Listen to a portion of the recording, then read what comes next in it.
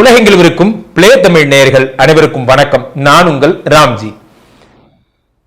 சுக்கிர பயிற்சி நடக்கப் போகிறது. வருகின்ற ஜனவரி 29 தொடங்கி ஒரு மாத காலம் சுக்கிர பகவான் கும்பத்திலிருந்து மீனத்தில் உச்சம் பெறுகிறார். என்னைக்குமே இந்த சுக்கிர பகவான் உச்சம்ங்கிறத நம்ம ரொம்ப சந்தோஷமான ஒரு விஷயமா எடுத்துக்கணும். இன்னொரு 7 நாள் தான் சார் வரப்போகுது, இன்னொரு 5-6 நாள் இந்த சுக்கிர பயிற்சி. ஃபார் எக்ஸாம்பிள் 4 கிரகங்கள் ஒரே வீட்டில் இருக்க போகுது. இப்ப சுக்கிரன் மீனத்தில் இருக்கார். திரும்ப பிப்ரவரி மார்ச் போல 5 கிரகங்கள் வரும். மிகப்பெரிய மாற்றம்லாம் சந்திக்க போது அதை நம்ம தொடர்ந்து பிளே தமிழ் பார்த்துட்டு தானே இருக்க போறீங்க, நம்ம பார்க்க தான் போறோம். இப்ப சுக்கிர பகவானுடைய உச்சம் என்ன தரும் சார்? உச்சத்துக்கும் ஆட்சிக்கும் ஒரு வித்தியாசம் இருக்கு, புரிஞ்சுக்கங்க. இப்போ இது என் வீடு, இந்த வீட்டுல நான் ஆட்சி, இந்த வீட்டுல என்னை யாரும் அசைச்சுக்க முடியாது, ஏன் என்னுடைய கோட்டை அப்படிங்கிற மாதிரி, முத்துப்பாண்டி கோட்டலை அப்படிங்கிற மாதிரி. இப்போ நான் தம்பி சதீஷ் வீட்டுக்கு போறேன், அப்போ அவர் வீட்டில் உச்சம் பெறுகிறேன், ரொம்ப சந்தோஷமா இருக்கேன். ஏன்னா இங்க நான் சந்தோஷமா இல்லை, ஆட்சி புரியுறேன், அவ்வளவுதான். ஆனா அவன் வீடு எனக்கு ரொம்ப பிடிக்கும். அப்ப அங்க போனா நான் உச்சம் பெறுகிறேன். அதே என் பொண்டாட்டி வீட்டுக்கு போனா அங்க மாமியார் மாமனார்லாம் இருப்பாங்க, அங்க போனா சைலன்ஸ். ஏன் அங்கு நான் நீச்சம் பெறுகிறேன், பேசக்கூடாது, பெரியவங்களாம் இருக்காங்க. அந்த மாதிரி நான் எங்க ரொம்ப ஆட்டமா ஆடுறேன், சந்தோஷமா இருப்பேன்னா எனக்கு ரொம்ப பிடிச்ச இடத்துல. நான் எங்க அமைதி காப்பேன்னா நான் நீச்சமாகிற இடத்துல. என் பவர்லாம் போச்சு, இங்க மத்தவங்க எடுக்கிறதா முடிவு. நான் எங்க ஆட்சி பெறுறேன்னா என்னோட சொந்த வீட்டுல. வித்தியாசம் அவ்வளவுதான். இப்போ சுக்கிரன் உச்சம் பெறுகிறார், தன்னுடைய பலன்களை 200 மடங்கு அள்ளித்தர போகிறார். எப்ப இருந்து? ஜனவரி 29 இருந்து. யார் யாருக்கு ஒரே ஈவனா அள்ளித்தர போகிறார், யாருக்கு என்ன செய்ய போகிறார் என்பதை நாம் பார்ப்போம். ரிஷபராசிக்காரர்களுக்கான சுக்கிர பயிற்சி பலன்கள். ரிஷபராசிக்காரர்களுக்கு சுக்கிரன் ராசிநாதன். ராசிநாதனாகப்பட்ட சுக்கிரன் உச்சமடைகிறார். ராசிநாதன் மட்டுமா, 6 கூடியவனும் அவனே என்பதால் ரண ருண ரோக சத்ரு. நிறைய பேருக்கு இது புரியறது இல்லை. என்ன சார் சமஸ்கிருதத்தில் சொல்றீங்க, எங்களுக்கு என்ன சார் தெரியும்? ரணம் என்றால் ரணரணமா ஆயிரும். யாருக்கோ கேள்விப்பட்டிருக்கீங்களா? அந்த மாதிரி இந்த ரணம்னா என்னன்னா, ரணம்னா காயம், ரணம்னா காயம். ருண அப்படின்னா என்னன்னா கடன் அர்த்தம். ருண விமோசனம்னா என்ன? கடனை தீர்த்தல் ருணம். ரண ருண. ரோக, ரோகனா வியாதி.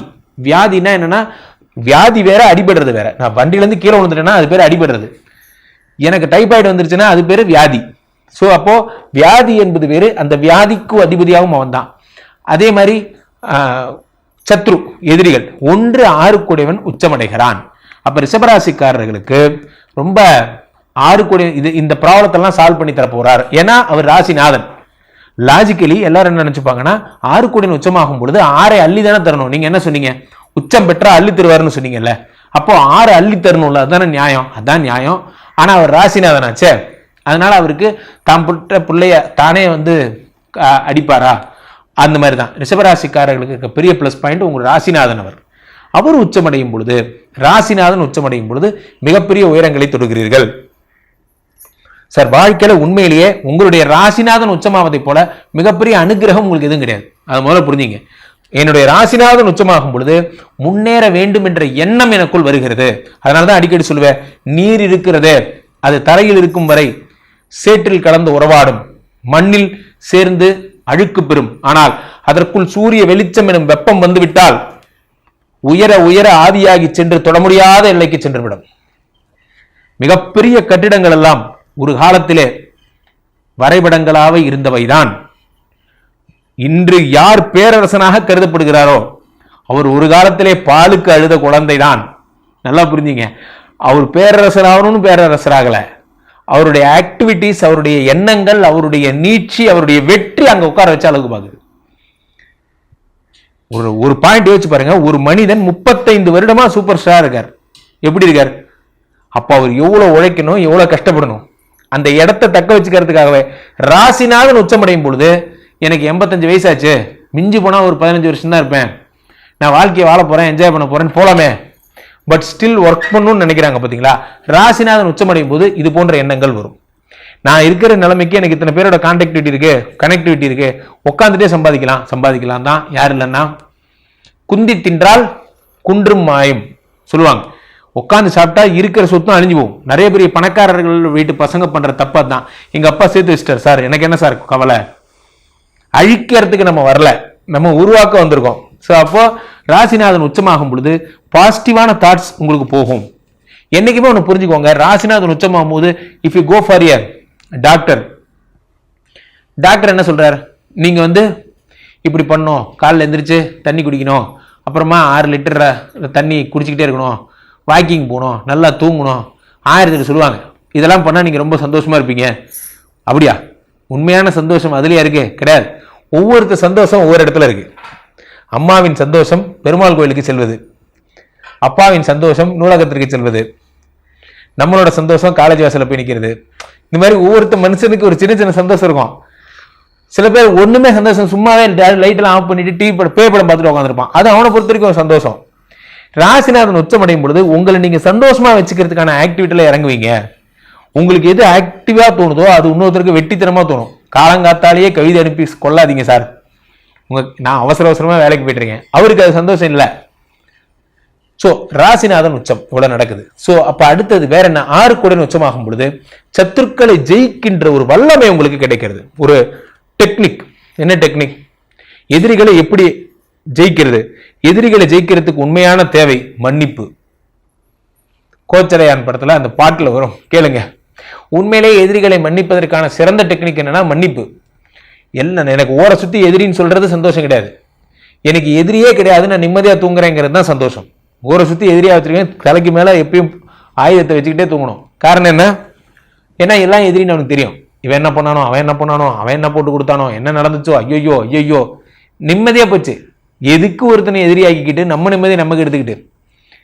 ஸோ அது மன்னித்தல் அப்படிங்கிறது அந்த 6 கூடன் உச்சமாகும்போது. வறுமை சார், உங்களுக்கு எப்பெல்லாம் பணம் வருதோ, நான் சொல்றதை கேளுங்க, எப்பெல்லாம் பணம் வருதோ உங்க மனைவி கீழே கொடுத்துட்டே இருக்கு. அந்த பணம் இரட்டிப்பாயி டபுள் ஆகி ட்ரிபிள் ஆகும். ஏன்னா ஆண்களுக்கு சம்பாதிக்க மட்டும்தான் தெரியும், சேர்த்து வைக்க தெரியாதுங்கிற உண்மையை தயவுசெய்து ஒத்துக்கங்க. உங்களை விட சம்பாதிக்கிற ஆள் இந்த உலகத்திலே யாரும் கிடையாது. ஆனா உங்களை விட செலவு பண்ற ஆள் இந்த உலகத்திலே யாரும் கிடையாது. ஸோ இந்த 6 கூடன் உச்சமாகும் பொழுது உங்களுக்கு அந்த செலவீனங்களை குறைக்கிறார், வறுமையை குறைக்கிறார். இதெல்லாம் தான் நடக்கக்கூடிய நட்பாயிண்ட். ஸோ 6 கூடன் உச்சமாகும் பொழுது வறுமையும் கடனும் கஷ்டமும் தீருகிறது. அடுத்ததாக சுக்கிர பகவான் ராசியிலிருந்து 7ஆம் வரையாக 7ஆம் இடத்தை பார்க்கிறார். சுக்கிரனே 7 பார்த்துட்டாரு. உங்களுக்கு என்ன சார்? சுக்கிர பீர்த்தி சுபமிக ஈவாய் வக்கரமின்றி வரமிக தருள்வாய் வெள்ளி சுக்கர வித்தக வேந்தே அள்ளி கொடுப்பாய் அடியார் கருளே. சுக்கரமூர்த்திலாம் வந்து உச்சம் அடைஞ்சிட்டாருன்னா love and love only. Sir எனக்கு தெரியும் சார், காதல் கோட்டை புக்கில் நான் பார்த்தேன், காதல் கோட்டை படத்துல காதலுக்கு மரியாதை படத்துல நான் பார்த்திருக்கேன் sir. Love and love only Vijay வந்து அந்த புக்கை பார்ப்பாரு.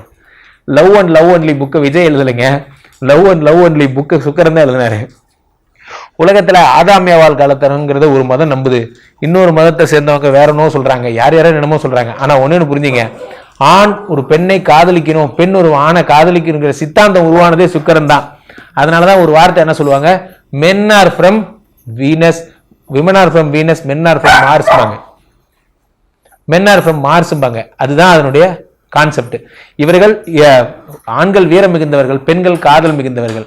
இந்த காதல் அப்படிங்கிற ஒரு விஷயம் தான் இத்தனை பெறுது. யாரோ ஒரு ஆள் அவங்க ஆப்ரேட் பண்றாங்க, வேற யாரும் கிடையாது. அவங்களுடைய காதலியோ அவங்களோட மனைவியோ தான்.